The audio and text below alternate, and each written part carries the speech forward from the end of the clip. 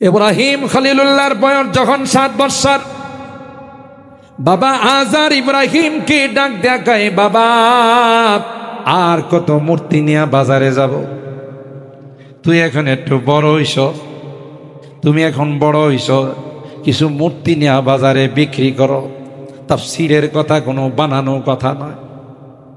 আচ্ছা কোন তো দেখি আল্লাহকে ইব্রাহিম খলিলুল্লাহরে মূর্তি বিক্রি করার জন্য বানাইছে? জোরে কর। মূর্তির বিরুদ্ধে আন্দোলন করার জন্য বানাইছেন, ঠিক কিনা বলেন? আর সেই ইব্রাহিম খলিলুল্লাহকে বাবা আজার কয় কিছু মূর্তি নিয়ে বাজারে বিক্রি কর।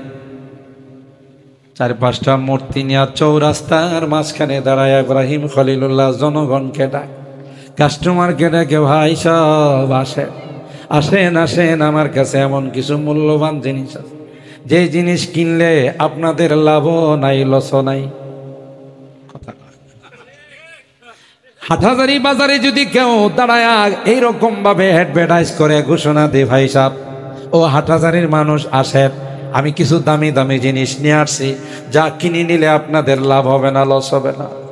মানুষ দূরে দেওয়া যাবে আর বলবে মনে হয় তার সব কয়টা লিক হয়ে গেছে। কথা কয় না, যে জিনিস কিনলে লাভ নাই লস নাই, কোনো ভালো মানুষ এগুলো কিনবে না। সন্ধ্যা পর্যন্ত ইব্রাহিম খলিলুল্লাহ এইভাবে ডাকতে ডাকতে দেখা গেল একটা কাস্টমারও নাই। চিন্তা করলো সারাদিন ডাকাডাকি করলাম, একটা কাস্টমারও পাইলাম না। আসলে তো কথাটা ঠিকই কইছে, এই মূর্তি কোনো লাভ লসের মালিক।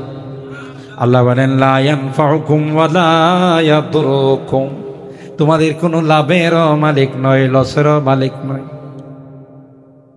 সন্ধ্যার সময় মূর্তিদের সাথে পরামর্শ করলো, না জানে রৌদ্রের কারণে তোমাদের কি রকম পিপাসা লাগছে, চলো রে তোমাদেরকে নদীর মধ্যে নিয়ে পানি খাওয়াই। কথা কয় তাই না টুই না, এগুলো রে নিয়ে পানির মধ্যে ফালাইছে, আর কয় জনমের পানি খা। এই যে দিনের শেষাংশে মূর্তিগুলোরে পানি খাওয়াইছে। হিন্দুরা কয় আমরা সারা বছর যাই কিছু করি, পূজা শেষ হলে বুড়ি গঙ্গা নদীতে ফালাই। সেই দিক দিয়ে আমাদের সাথে ইব্রাহিমের সাথে কি আছে? কথা কয় না। আর ভাইরা এই জন্যে যারা আল্লাহর ওলি হয়, আল্লাহ তাওহীদ যাদের অন্তরে থাকে, এরা পৃথিবীর কাউকে ভয় করে না। জোরে বলুন ঠিক কিনা? যে মূসার জন্য সবাইকে হত্যা করলো, সেই মূসা ফেরাউনের ঘরের মধ্যে পৌঁছে গেল, কে রাখছেন? আর জোরে বলেন। সুতরাং আল্লাহ যাদের পক্ষে হয়ে যায়, কেউ তাদেরকে কোনো ক্ষতি করতে পারে না। আল্লাহ পয়গম্বরকে গৌরে যখন ডাক দেখাই, মুহাম্মদ মাইয়ামনাউকা মিন্নি, আমার হাত থেকে তোমাকে কে রক্ষা করবে? মনে হয় আল্লাহর পয়গম্বর ভয় পেয়ে গেছে। কথা কয় না? আর জোরে বলেন। মক্কার কাফের মুশরিকরা সকালবেলা যখন ফন্নে কায়াফাকে অনুসরণ করে গারে সাউরের মধ্যে পৌঁছে গেল, আবু বকর পয়গম্বরকে ডাক দিয়া কয়, ও পয়গম্বর, এরা যদি একটু নিচের দিকে তাকাই রে, তাইলেই তো আমরা দুইজন ধরা পড়ে যাব। আল্লাহর হাবিব হযরতে আবু বকরের সিনার মধ্যে হাত রাইখা কয়, লা তাহজান ইন্নাল্লাহ মা'ানা। এ আবু বকর, টেনশনের কোনো কারণ নাই, এখানে শুধু আমরা দুইজন নয় রে, ইন্নাল্লাহ মা'ানা, আমাদের সঙ্গে কে আছে? আর জোরে বলেন। এরা আমাদের কিছুই করতে পারবে না, কারণ আল্লাহর সাহায্য আমাদের সঙ্গে আছে। গৌরসকে আল্লাহর নবী মুস্কি হাসি দিয়া কয়, কোন শব্দ উচ্চারণ করে না, ইসমে আজম আল্লাহ বলে ডাক দিছে। সুবহানাল্লাহ বলে। তাফসীরের কিতাবের মধ্যে আসে, আল্লাহর হাবিব আল্লাহ ইসমে আজম বলতে দেরি হয়, গৌরসের গোটা বডির মধ্যে কম্পন শুরু হতে দেরি হয় নাই। আর জোরে বলেন আল্লাহু আকবার, আর একটু জোরে বলেন আল্লাহু আকবার। মহব্বতের সাথে সকলে দুরূদ শরীফ পড়ি। আল্লাহুম্মা সাল্লি আলা মুহাম্মাদিন ওয়া আলা আলি মুহাম্মাদ কামা সাল্লাইতা আলা ইব্রাহিম ওয়া আলা আলি ইব্রাহিম ইন্নাকা হামিদুম মাজিদ। আল্লাহুম্মা বারিক আলা মুহাম্মাদিন ওয়া আলা আলি মুহাম্মাদ কামা বারাকতা আলা ইব্রাহিম ওয়া আলা আলি ইব্রাহিম ইন্নাকা হামিদুম মাজিদ। আলহামদুলিল্লাহ সুম্মা আলহামদুলিল্লাহ। ঐতিহ্যবাহী হাটহাজারী মেডিকেল গেট একতা যুব সংঘে ও এলাকাবাসীর যৌথ উদ্যোগে আয়োজিত ষষ্ঠ বার্ষিক ইসলামী মহাসম্মেলনের সম্মানিত সদর হযরত মাওলানা শফিউল আলম সাহেব, সিনিয়র শিক্ষক আল জামিআতুল আহলিয়া দারুল উলুম মুঈনুল ইসলাম হাটহাজারী মাদ্রাসা, উপদেষ্টা একতা যুব সংঘ মেডিকেল গেট হাটহাজারী পৌরসভা চট্টগ্রাম। আজকের মাহফিলের যিনি প্রধান অতিথি, উস্তাদুল আসাতিজা পীর কামিল শেখুল হাদিস হযরতুল আল্লামা শেখ আহমদ সাহেব হাফিজাহুল্লাহ, শেখুল হাদিস ও সদর মুদাররিস আল জামিআতুল আহলিয়া দারুল উলুম মুঈনুল ইসলাম হাটহাজারী, হযরত উলামায়ে কেরাম, বেরাদারান ইসলাম, পর্দার আড়ালের মা ও বোনেরা, আল্লাহ পাকের দরবারে লাখো কোটি শুকরিয়া যে রব্বে কায়নাত অগণিত অসংখ্য মানুষ থেকে নির্বাচিত করে আমাদের কিছু মানুষকে আজকের পবিত্র লাইলাতুল জুমার রাত্রিতে একটি জান্নাতি বরকতি কোরআনী মাহফিলে আসার বসার তৌফিক দান করেছেন। এই জন্যে অন্তরের অন্তঃস্থল থেকে কালিমাতুশ শুকর আদায় করে জোরে সুরে বলি আলহামদুলিল্লাহ।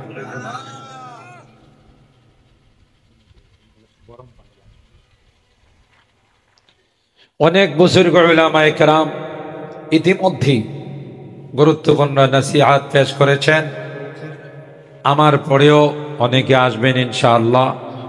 আমরা এলাকাবাসী যারা আছি আজকের জন্যে নিজেদেরকে ফারেক করে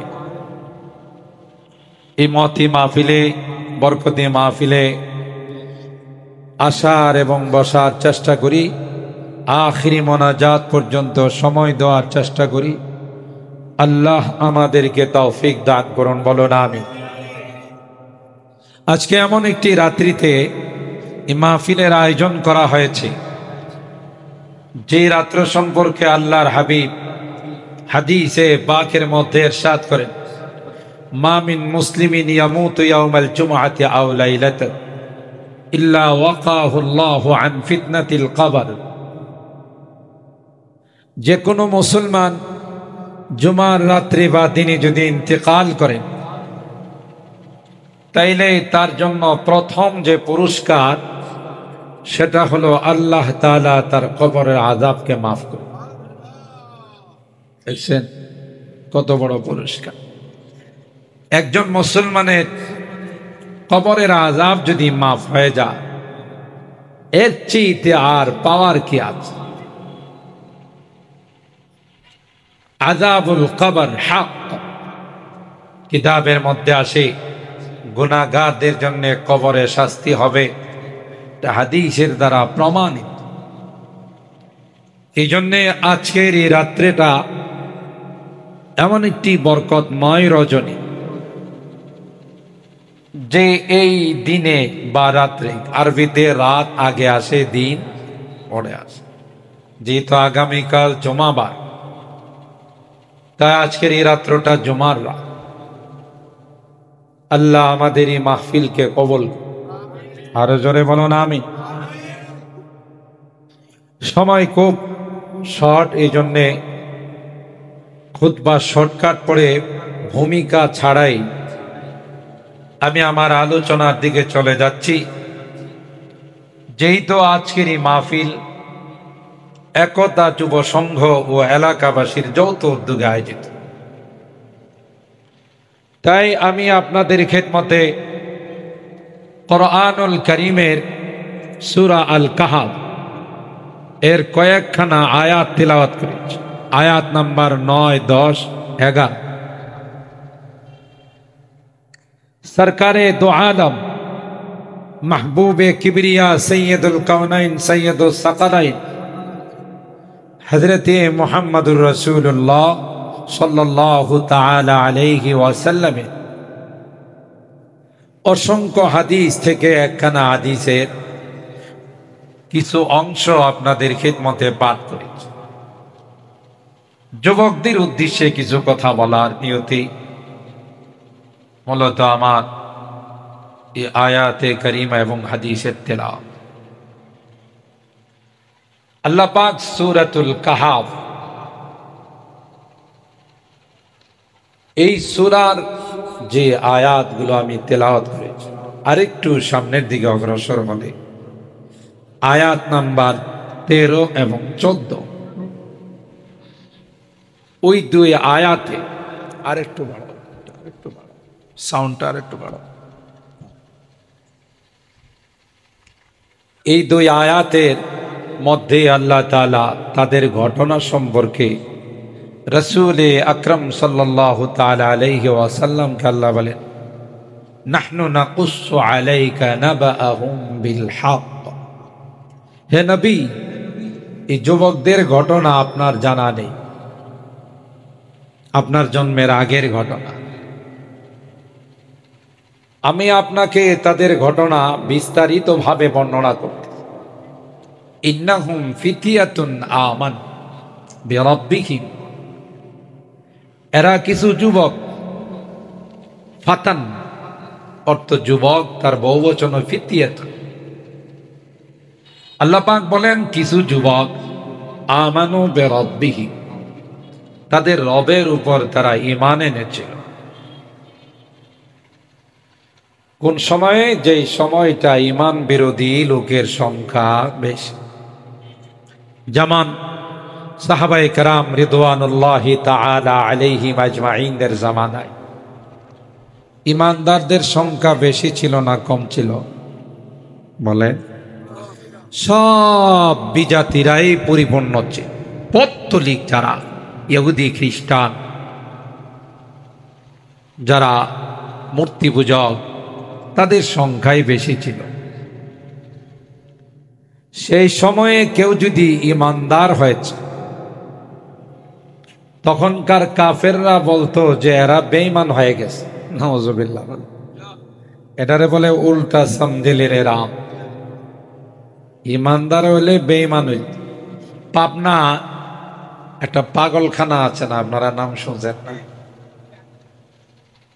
এই পাগলদেরকে কেউ দেখতে গেলে তারা কি পাগল না সুস্থ মানুষ? আমার সাথে একটু কথা বলতে হবে। যারা পাগলদেরকে দেখতে যায়, এরা পাগল না সুস্থ? সুস্থ। সুস্থ মানুষগুলো দেখতে চায়, তাদেরকে দেখতে গেলে তখন ভিতরের পাগল যারা আছে, ওরা ওদেরকে ডেকে কি কয়, এই এনাইছিস কি লেগে, তোর কি মাথা নষ্ট হয়েছে? কথা ওর কি মাথা নষ্ট হয়েছে? তুই এখানে আসছিস কিনলে? এখানে তো পাগল আয়, আমরা সব পাগলের দল এখানে জমা হয়েছে। গরম পানি না চানি আসছে, কয়েল আছে, কয়েলটা সরাই হ্যাঁ, কয়েল আছে, কয়েল সরাই দেব, মনে হয় কয়েল আছে, একটু সরাই দেবো, কয়েল এরিয়া লাগলে সমস্যা হয়। গরম পানি আনতে হবে। পাগলরা সুস্থ মানুষদেরকে দেখলে কি বলতো? পাগল। কারণ ওরা যেহেতু পাগল, এই জন্য আরবিতে বলা হয় আলমার ও ইয়াকিসু আলা নাফসি, প্রত্যেকেই নিজের উপর অন্যকে ধারণা করে, ঠিক না? তখনকার সময়ে যারা ইমানদার হতো, আল্লাহর একত্ববাদ আর তাওহীদকে বিশ্বাস করত, বেঈমানরা বলতো যে হে বেঈমান হয়ে গেছে। ঠিক ওই আসহাবে কাহাফের যে যুবকদের কথা আল্লাহ কোরআনুল কারীমে সূরাতুল কাহাফের 13 নম্বর আয়াতে ইরশাদ করতেছেন, ইন্নাহুম ফিতিয়াতুন আমানু বিরাব্বিহিম ওয়াজিদনাহুম হুদা। ওই রাষ্ট্রের বাদশার নাম ছিল দাকিয়ানুস। এ ছিল একটা মুশরিক, শিরিককারী বাদশা। নিজে তো শিরিক করে আবার রাষ্ট্রীয়ভাবে আইন করে দিছে, যারা মূর্তি আর দেবতাকে সিজদা করবে না তাদের বিরুদ্ধে অ্যাকশনে যাওয়া হবে, রাষ্ট্রদ্রোহী মামলায় তাদেরকে লাল ঘরে ঢুকানো হবে। তখনকার সময়ের 7 জন যুবক, যদিও তাদের সংখ্যার মধ্যে দ্বিমত আছে, 7 জন যুবক একত্রিত হয়ে পরামর্শ করল যে না, গায়ে 1 ফোঁটা রক্ত থাকতে এদেশে কোনো শিরকি আইন বাস্তবায়ন করতে দেওয়া হবে না। সুবহানাল্লাহ বলে। ওয়ারাবাতনা আলা কুলুবিহিম ইয কামু ফাকালু রাব্বুনা রাব্বুস সামাওয়াতি ওয়াল আরদ লান নাদ'উ মিন দুনিহি ইলাহান লাকাদ কুলনা ইযান শাতাতা। 7 জন যুবক একত্রিত হইয়া পরামর্শ করে বলল, না না, আল্লাহর জমিনে, আল্লাহর আসমানের নিচে আল্লাহর সব কিছু ভোগ করে শিরকি আইন বাস্তবায়ন হবে, মানুষকে শিরকের মধ্যে লাগানো হবে। আমরা বেঁচে থাকতে গায়ে 1 ফোঁটা রক্ত থাকতে বাস্তবায়ন করতে দেব না। আমার ভাইরা, দেরি না করে আল্লাহর উপর আস্থা নিয়ে 7 জন যুবক সরাসরি বাদশা দাকিয়ানুসের কাছে চলে গেল। সুবহানাল্লাহ বলে। সাহস আছে না নাই? আরো জোরে বলে। যুবকরা জানে দুনিয়ার কাফের মুশরিকরা যতই শক্তিশালী হোক আর যতই তাদের পাওয়ার থাকুক, যদি তাদের সঙ্গে অ্যাটম বোম থাকুক, যতই তাদের সঙ্গে পারমাণবিক থাকুক, আসল জিনিস তাদের সঙ্গে নাই। আসল ক্ষমতার মালিক কাদের সঙ্গে?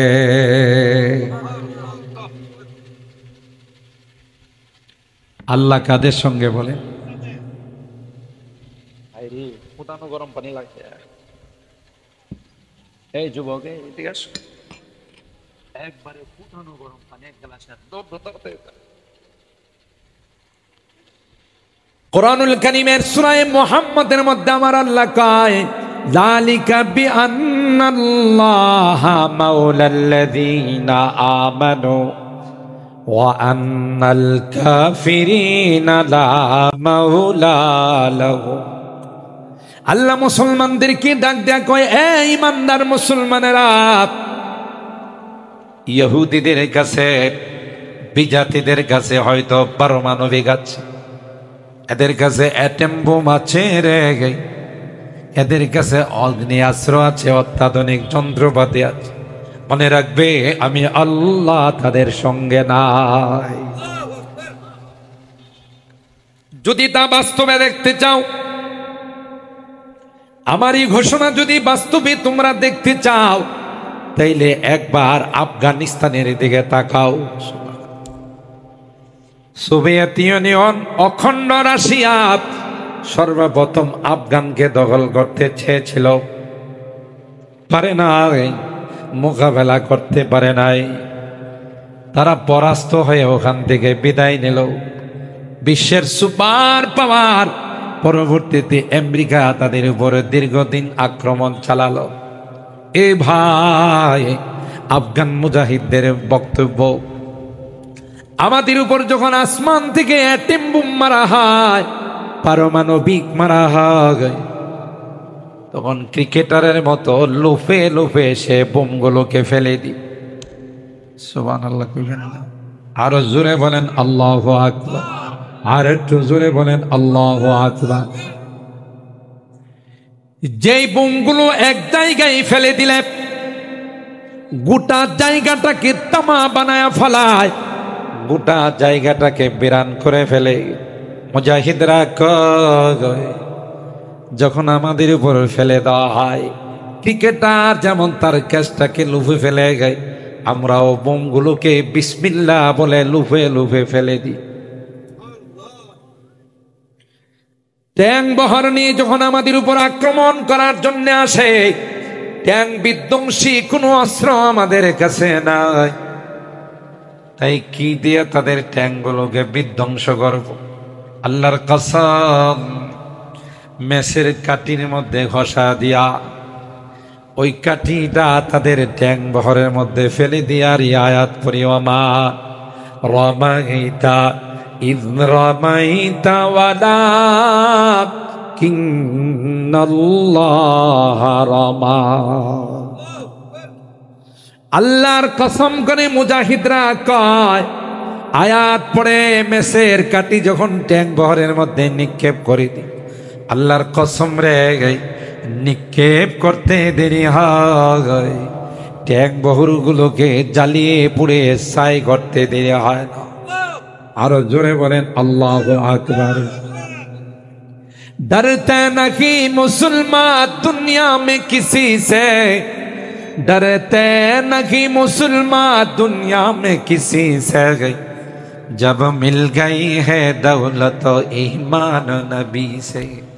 बाजू तेरी तौहीद की कुव्वत से कवी है, बाजू तेरी तौहीद की कुव्वत से कवी है, इस्लाम तेरा दिन है तू मुस्तफवी है। আরে তোমার কিসের ভয়? মুসলমান পৃথিবীর কোনো পরা শক্তিকে ভয় করে না। কোরআনে আল্লাহ একটা মুসলমান সাহস নিয়ে দাঁড়িয়ে গেলে 10টা কাফের তার মোকাবেলা করার ক্ষমতা রাখে না। শক্তি কোত্থেকে আসছে বলেন? বলে কার শক্তি? আল্লাহ প্রদত্ত শক্তি, ঠিক কিনা বলেন?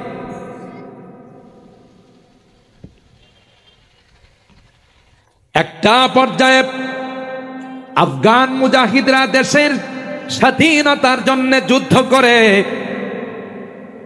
আমেরিকার বিশাল বাহিনী ওখানেও পরাস্ত। এ ভাই, এমনি পরাস্ত হয় নাই।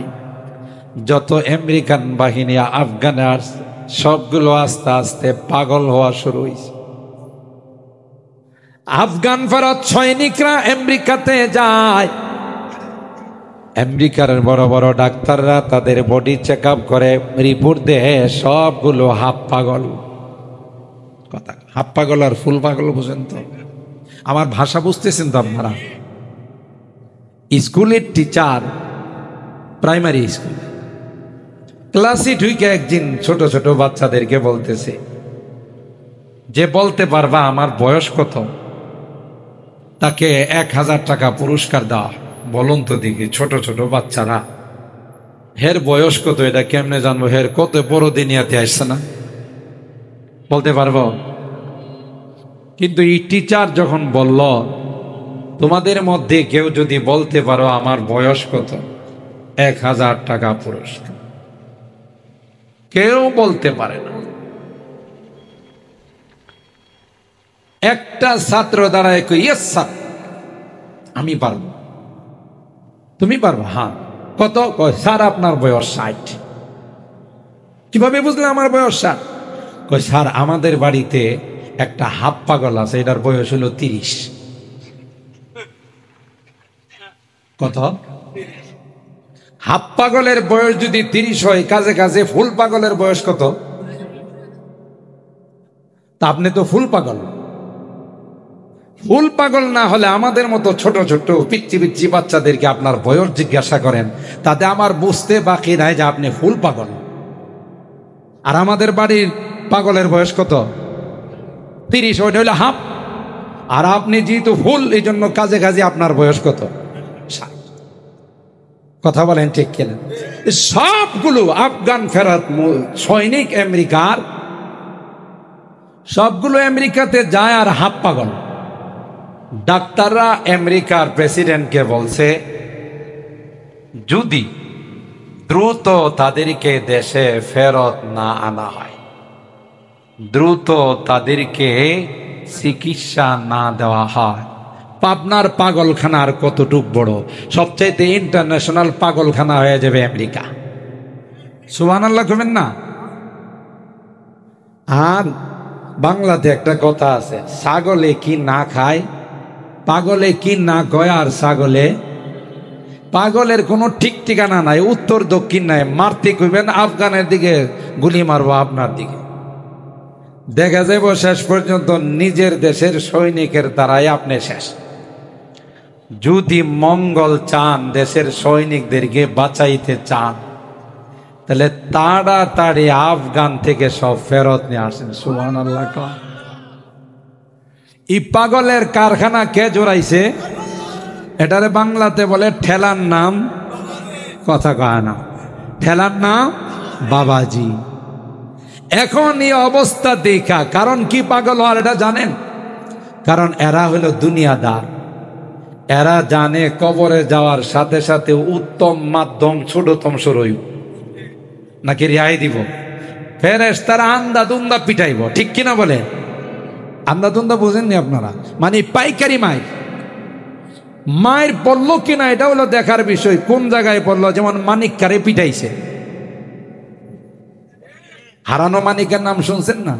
এই মানিক হারাই গেছিল নদীতে, পরে নদীওয়ালারা আবার বাংলাদেশের সিলেটের সীমান্তে ফেরত দিয়ে গেছে। তো বাংলাদেশের মানুষ পায়া, তাকে পাওয়ার পর যে হারানো মানিক পাইছি, কথা কয় না। এই মানিক কি গেছিল? হারাই গেছে। যেই নাস্তিক আর মুরতাদ আদালতের মধ্যে বসে কটূক্তি করত, যারা বয়ান করে তাদের বিরুদ্ধে ট্যাক্স লাগানোর দুর্নীতি দমন কমিশনকে বলতো তাদের মাল সামান, তাদের আসবাবপত্রকে তদন্ত করা হোক। আল্লাহ কয়, যাদের বিরুদ্ধে তুই তদন্ত করার কথা বলছিস তাদের বিরুদ্ধে নয়, ওই দিন বেশি দূরে নয় যেদিন তোর নিচের অংশে তদন্ত শুরু হয়ে যাব। কথা কয় না।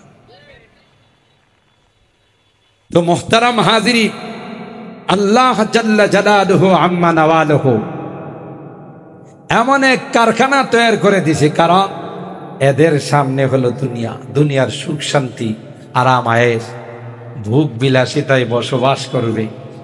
এরা যখন দেখছে এখানে অন্ধকার, হয়তো আফগান মুজাহিদদের গুলিতে মরতে হবে, না হলে পাহাড়ে পাহাড়ে ঘুরতে ঘুরতে জীবন যৌবন সব শেষ হয়ে যাব, এই কথা ভাবতে ভাবতে আধা পাগল, কথা কয় না। শেষ পর্যন্ত আমেরিকার প্রেসিডেন্ট চিন্তা করলো, জাগা ওখানে তো কিছু করাই যাবে না। শেষ পর্যন্ত আফগানিস্তানের নেতাদের সাথে কাতারের দোহাই বসছে, বৈশা কয় কিচ্ছু চাই না, আমাদের বাহির হয়ে যেন আসতে পারি, ছোট একটা রাস্তা করে দেন। সুবহানাল্লাহ কইবেন না? ব্যবস্থাটা কে করছে? আরো জোরে বলেন, আল্লাহ ব্যবস্থা করে দিছে। এখন আফগান মুজাহিদরা তাদের নিজস্ব শর্ত মোতাবেক চুক্তিপত্র করে স্বাধীনতার পতাকা উত্তোলিত করেছে। তোমরা যেইভাবে পারো সেইভাবে চলে যাও। এরা বিমানের মধ্যে সিট না পায়া বিমানের উপরে চাকায় ঝুলে রয়েছে, কথা কয় না। এইভাবে অপমানিত করে লাঞ্ছিত করে বাহির করার ব্যবস্থা কে করছে? মুজাহিদদের সঙ্গে মুসলমানদের সঙ্গে কে আছে? আরো জোরে বলেন কে?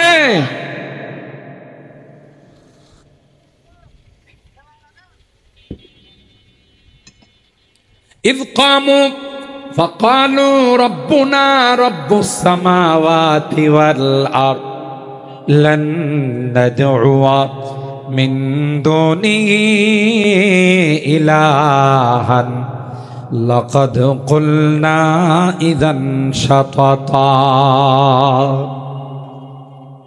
সাতজন যুবক সুজা বাদশাহ দাকিয়ানুসের বরাবর গিয়ে আঙ্গুল তুলে তাফসীরের কিতাবের মধ্যে আসে, পৃথিবীর জমিনে সর্বপ্রথম যারা নারায়ে তাকবীরের স্লোগান দিয়েছিলেন ওরা আর কেউ না, ওরা হলো ওই আসহাবে কাহাফের সাতজন যুবক। আঙ্গুল তুলে বাদশাহ দাকিয়ানুসকে ক্লিয়ারলি বলে দিল, বাদশাহ জমিনের মালিক তুমি নয়, আসমানের মালিক তুমি নয়, আসমান আর জমিনের মালিক কে? আর একটু জোরে বলতে হবে কে? আসমানের মালিক আল্লাহ, জমিনের মালিক আল্লাহ। আল্লাহর জমিনে শিরিক হবে, আল্লাহর জমিনে কোন রকমের কুফরি আইন হবে, আমাদের গায়ে এক ফোঁটা রক্ত থাকতে সেটা বাস্তবায়ন করতে দেওয়া হবে না। আমার ভাইরা, তাফসীরের কিতাবের মধ্যে আসে ওই বাদশাহ দাকিয়ানুস কয়, তোমাদের এত বড় স্পর্ধা, তোমাদের এত বড় সাহস, আমার আইনের বিরুদ্ধে তোমরা আঙ্গুল তুলছো, আমার আইনের বিরুদ্ধে তোমরা প্রতিবাদ করছো। এক্ষুনি আমি স্পেশাল সোর্স তাদেরকে চিতা কোবরা র্যাব তাদেরকে দিয়ে তোমাদেরকে অ্যারেস্ট করে এখন এই জেলখানায় বন্দি করা হবে। মনে হয় সাতজন যুবক ভয় পেয়ে গেছে, কথা কয় না। আপনাদের কি ধারণা ভয় পায়? যারা ইমানদার হয় তাদের কোনো ভয় নাই, তাদের কোনো ভয় না, তারা জানে তাদের সঙ্গে কে আছে। আর হায়রা তলোয়ার নিয়ে আল্লাহর পয়গম্বর যুদ্ধে থেকে আসার পথে পয়গম্বর এক জায়গায় বিশ্রাম করতেছিলেন, সাহাবায়ে কেরামও বিশ্রাম করতেছিলেন। বুখারী শরীফের হাদিস, সবাই আরাম করতেছেন, তলোয়ারকে ঝুলাই রাখছে। গৌরেস আল্লাহর নবীর জানের দুশমন চিন্তা করলো এটা হলো সুবর্ণ সুযোগ মুহাম্মদকে হত্যা করার। নাউজুবিল্লাহ, জুড়ে বলেন।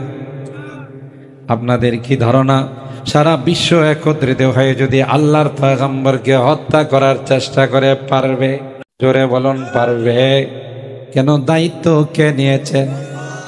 ওয়াল্লাহু ইয়াসিমুকা মিনান নাস।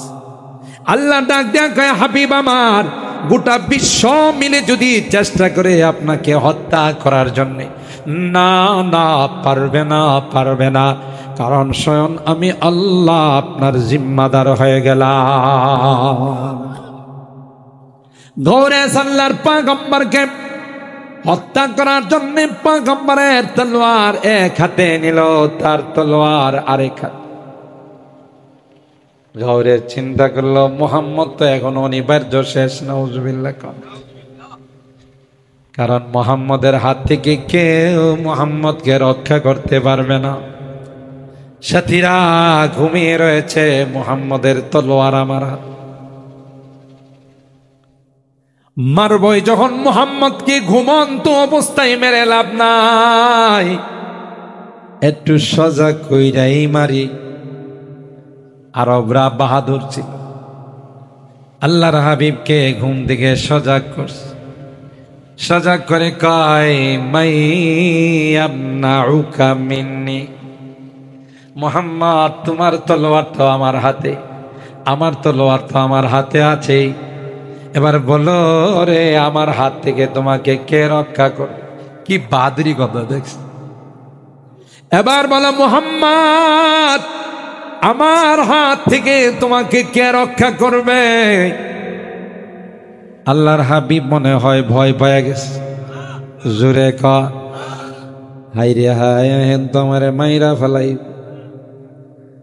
আল্লাহর হাবিব জানেন আমার আল্লাহ আমার জিম্মাদার। যে মুসা নবীর জন্য লক্ষ লক্ষ সন্তানকে ফেরাউন হত্যা করল, আল্লাহ কৌশলে মুসা নবীকে ফেরাউনের কোলে পৌঁছাই দিল। কথা কয় মুসা নবী কয় কোলে যখন উঠলাম একটা থাপ্পড় মাইরাই দি, কারণ বড় হলে থাপ্পড় দিতে পারে কিনা এটা জানা নাই। কথা কয় না।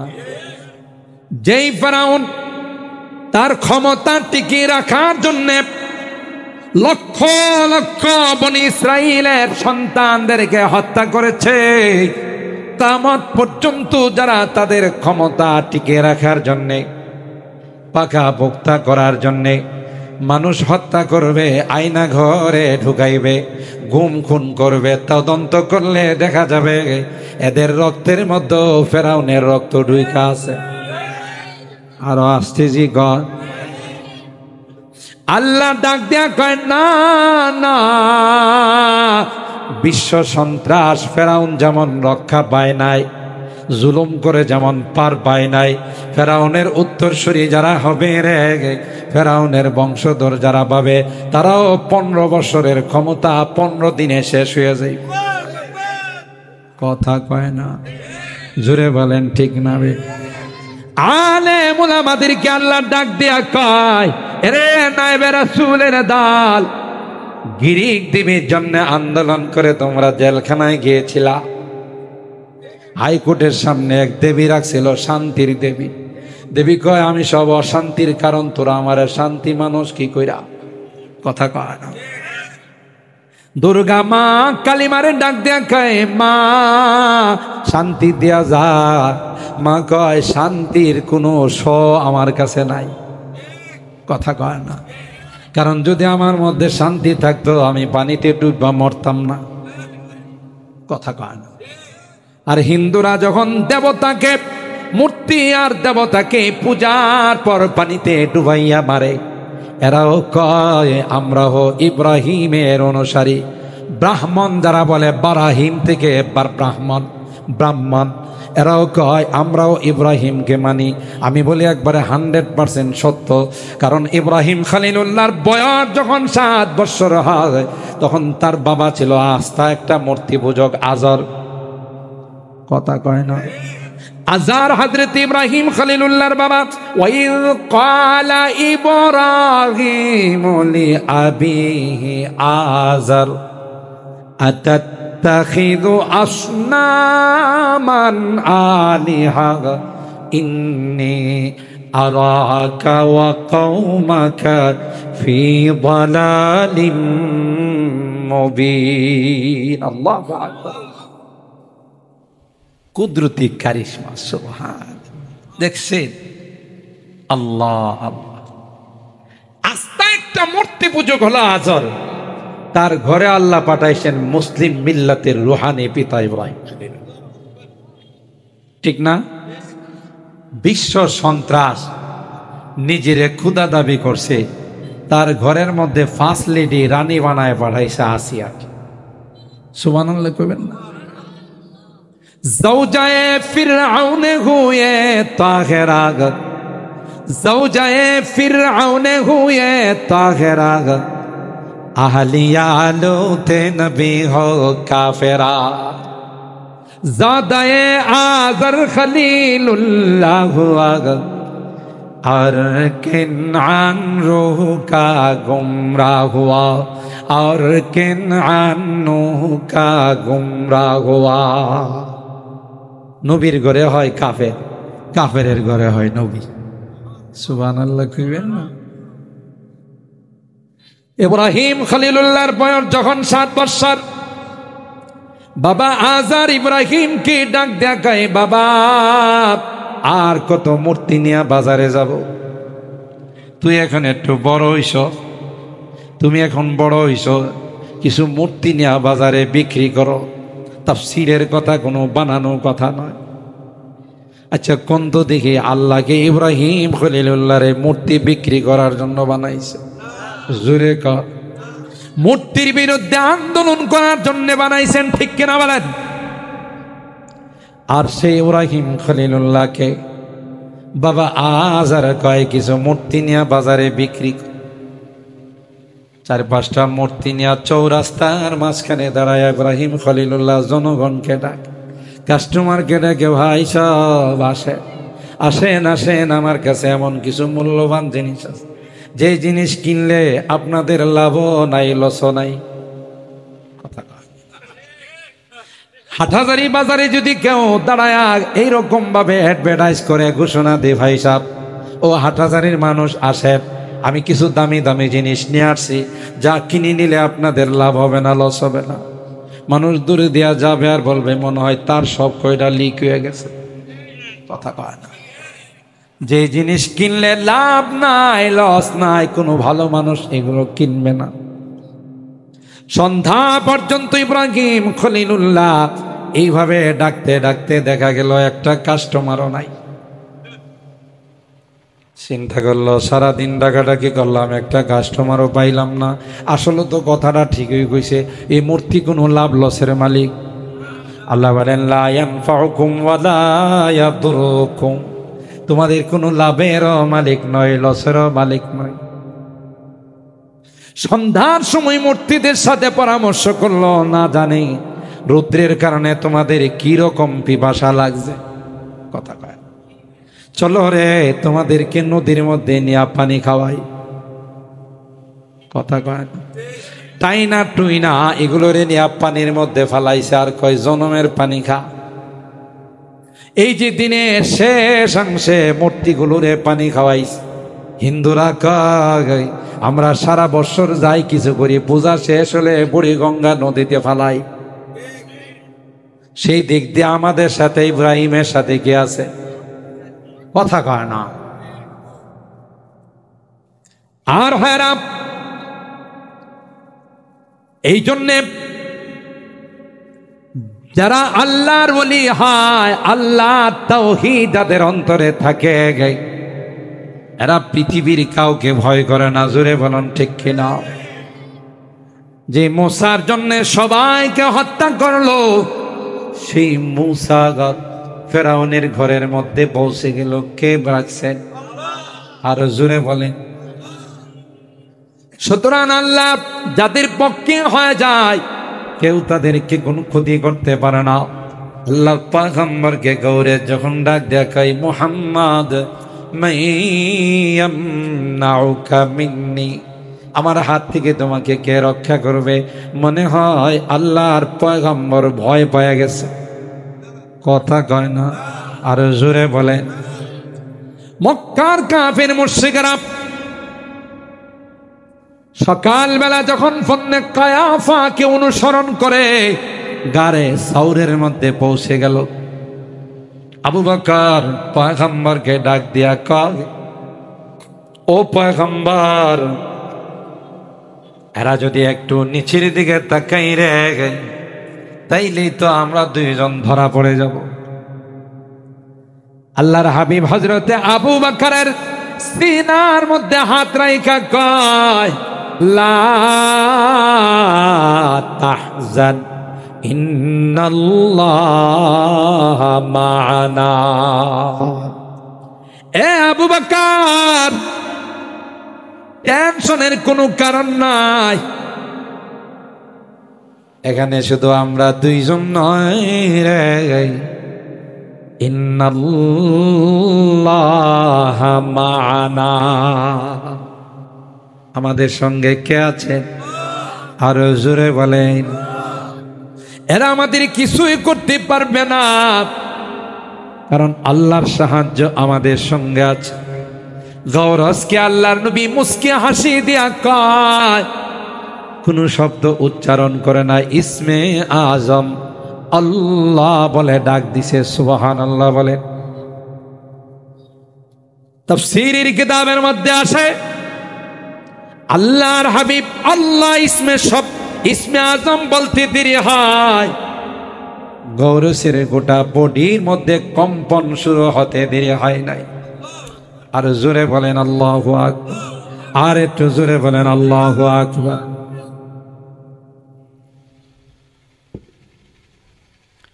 বডির মধ্যে কম্পন শুরু হয়ে গেল, হাত কাঁপা শুরু হয়ে গেল। তলোয়ার হাতে আসে না, মাটিতে পড়ে গেছে। জোরে কর এ ভাই, ইসমে আজম এত বড় পাওয়ারফুল এটেম্বো, আল্লাহর ওয়ালিরা ইসমে আজম পড়ে গে। জালালউদ্দিন সুয়ুতি রাহিমাহুল্লাহ তার জীবনের মধ্যে পাওয়া যায়, মিশর থেকে তিনি একদিন আসরের সময় তার খাদেম রে কয়, যাইবানি মক্কা দিল উমরা কইরা আসি। আর আসতে সুবহানাল্লাহ। খাদেম ডাক মুহাম্মদ ইবনে হাব্বাক, খাদেম ডাক দেয়া কয়, হুজুর পাসপোর্ট নাই, ভিসা লাগে নাই, কেমনে যাইবে? কয়, মিয়া তুমি যাইবা কিনা তা বলো। আর হুজুরে সুবহানাল্লাহ কয়, জি হুজুর, পাসপোর্ট ভিসা ছাড়া যদি যাওয়া যায়, কে যাইতে না চাবে? কয়, আমার শাহাদত আঙ্গুলের মধ্যে ধরো, ধরার পর তুমি আমার সঙ্গে চোখ বন্ধ করে 40 কদম হাঁটবা। আমি আল্লাহর ইসমে আজম জানি রে। এটা পরে দুইজন খানায় কাবার সামনে উপস্থিত হয়ে যাব। কারামাতুল আউলিয়া হক। খাদেম বলেন 40 কদম হাঁটার পর শাইখ আমারে ডাক দিয়া কয়, চোখ খুলো। আল্লাহর কসম রে, চোখ খুলতে দেরি হয়, খানায় কাবা দেখতে দেরি হয় নাই। ভিসা নাই, পাসপোর্ট নাই, কে পৌঁছাইছে? আরো জোরে বলে। তোয়াফ সাই করার পর উস্তাদ কয়, যাইবানি মিশর? জি হুজুর যাব। গেলে আবার আমার আঙ্গুলে ধরে 40 কদম হাঁটো। 40 কদম হাঁটার পর চোখ খুলে দেখে আবার মিশরে উপস্থিত। আল্লাহর ওলিরা যদি ইসমে আজম দিয়ে এত বড় পাওয়ার খাটাইতে পারে, যিনি সরদারে কুল, সবার সরদার, কথা বলেন ঠিক কিনা? जिस वक्त में ते खिदमत में उनकी वो बकर उमर उस्मान अली, इस वक्त रसूल अकरम के दरबार का आलम क्या होगा। जब हुस्न था उनका जलवा नुमा, अनवार का आलम क्या होगा। हर कोई फिदा है बिंदे के दीदार का आलम क्या होगा। अल्लाहु আকবার। বলেন কবি বলেন, যেই নবীর নাম শুনলে চোখ দিয়ে থরথর করে পানি বের হয়, ওই নবীর মুবারক চেহারা যারা দেখছে তাদের কি অবস্থা ছিল। ডাক দিতে দেরি হতো, গলা কাটাইতে দেরি হতো না, কথা বলেন ঠিক কিনা? জমালে হুসনে ইউসুফ पर फकत आशिक जुलेखा थी, जमाले हुस्ने यूसुफ पर फकत आशिक जुलेखा थी, तुम्हारे रूए रोशन पर फिदा सारे जहानी। ইউসুফ পয়গম্বরের সৌন্দর্য দেখে মিশরের নারীরা শুধু আঙ্গুল কাটছে। অকাত্তানা আইদিয়াহুম ওয়াকুলনা হাশা লিল্লাহি মা হাযা বাশারা ইন হাযা ইল্লা মালাকুন কারীম। আঙ্গুল কাইটা কই, বাপরে বাপ, এটা মানুষ না রে, এটা তো ফেরেশতা। সুবহানাল্লাহ। কবি বলতেছেন, জামালে हुस्न यूसुफ पर फकत आशिक जुलेखा थी, तुम्हारे रूए रोशन पर फिदा सारी जहानी। अल्लाह नबी डाक दिसे हाय्या आलाल जिहाद, ডাক দিতে দেরি হয়। হানজালা মাত্র বিয়ে করে নতুন বউরে ঘরে ঢুকাইছে, দেরি করে না, ফরজ গোসল টুকুন পর্যন্ত আদায় করে নাই। নবীর পক্ষ থেকে ডাক আসছে হাইয়া আলাল জিহাদ। মুয়াজ্জিন সাহেব মসজিদ থেকে বলে হাইয়া আলাস সালাহ। আর জিহাদের ময়দানের মুয়াজ্জিন সাহেব যখন আজান দেয় তখন এই আজানের মধ্যে বলে হাইয়া আলাল জিহাদ। अल्फाज मानी में तफावत नहीं, लेकिन अल्फाज मानी में तफावत नहीं, लेकिन मुल्ला की अदावार की मुजाहिद के अदावार। परवाज है दिन परवाज है दोनों का घर एक फिजा में, परवाज है दोनों का घर एक फिजा में। किर्गिज का जहावार है शाही का जहावार। अल्लाह আকবার বলে ভাই, দুইটাই আজান। এক আজানে বলে হাইয়া আলাল জিহাদ, জিহাদের ইতিহাস। সাহাবায়ে কেরাম এই আওয়াজ শুনলে আর দেরি করতেন না, গলা কাটানোর জন্য যুদ্ধের ময়দানে উপস্থিত হয়েছে। ঠিক কিনা বলেন? কে আছো সে বীর আয় ছুটে আয়, খোদার পথে জীবন বিলায়। কে আছো সে বীর আয় ছুটে আয়, খোদার পথে জীবন বিলায়, খোদার পথে জীবন বিলায়। ও পয়গম্বর, আপনার কথা শুনে আপনার ডাক শুনে সাহাবায়ে কেরাম একজন নয় দুইজন নয় লক্ষ লক্ষ সাহাবায়ে কেরাম গলা কাটাই। কিয়ামত পর্যন্ত আপনার উম্মত যারা হবে আপনাকে দেখে না, যদি কোনো কুলাঙ্গার আপনাকে নিয়ে কটূক্তি করে, তুচ্ছ তাচ্ছিল্য করে, আপনাকে নিয়ে যদি ব্যঙ্গ করে, আল্লাহর কসম করে বলতে পারে যেদিন যে কুলাঙ্গার আপনাকে নিয়ে ব্যঙ্গ করবে, আপনাকে নিয়ে কটূক্তি করবে, তার মাথাটা দেহের থেকে বিচ্ছিন্ন করতে দেরি হবে না। ঠিক কিনা বলেন? जब हुस्न था उनका जलवानुमा, अनवार का आलम क्या होगा। हर कोई फिदा है बिन देखे, दीदार का आलम क्या होगा। चाहे तू इशारों से अपने काया ही पलट दे दुनिया की। अल्लाह আকবার। আরে তিনি তো সেই পয়গম্বর ছিলেন, খন্দকের মধ্যে খন্দক খুঁড়তেছিলেন, সূর্য ডুবে যাচ্ছে, সূর্যরে ডাক দেয়া কয় থাম, আসরের নামাজ পড়ি নাই তুই দেখিস না, থাম, আসরের নামাজ পড়বো তারপরে তুই ডুবে যাবে। সুবহানাল্লাহ। হাদিসের কিতাব খুলে যতক্ষণ পর্যন্ত আল্লাহর নবীর আসরের নামাজ আদায় হয় নাই ততক্ষণ পর্যন্ত সূর্য দাঁড়িয়ে রয়েছে। আরে সুবহানাল্লাহ কোন আরো জোরে বলে। কার ইশারায়? পূর্ণিমার চন্দ্র দুই টুকরা হইছে কার ইশারায়? চাহে তু ইশারু সে আপনে काया ही पलट दे दुनिया की। ये शान है खिदमतगारों के, ये शान है खिदमतगारों की। सरदार का आलम क्या होगा।